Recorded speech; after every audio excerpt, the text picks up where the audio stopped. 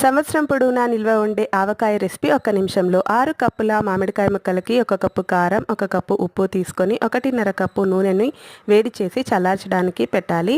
ఈలోపు ఆవాలు 1 cup, 2 table స్పూన్ల మెంతులు, 2 టేబుల్ స్పూన్ల జీలకర్ర లైట్గా వేడి చేసి మిక్సీ చేసి ఆవపిండిని రెడీ చేసుకొని పెట్టుకోవాలి.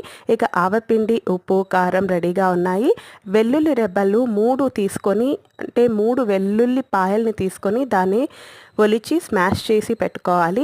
ఇక కాచి చల్లార్చిన నూనెని 3 టేబుల్ స్పూన్లు ఫస్ట్ మామిడికాయ ముక్కల్లో వేసి ఆ తర్వాత వెల్లుల్లి రెబ్బల్ని వేసి ఇక ఉప్పు, కారం ఒకదానికి తర్వాత ఒకటి వేసుకుంటూ ఆ తర్వాత ఆవపిండిని వేసి లాస్ట్లో మనం కాచి చల్లార్చిన నూనెని వేసి ఒక నైట్ అంతా అలానే పెట్టేస్తే నెక్స్ట్ రోజుకంతా మనకి ఆవకాయ రెడీ అయిపోతుంది. టేస్టీ ఆవకాయ.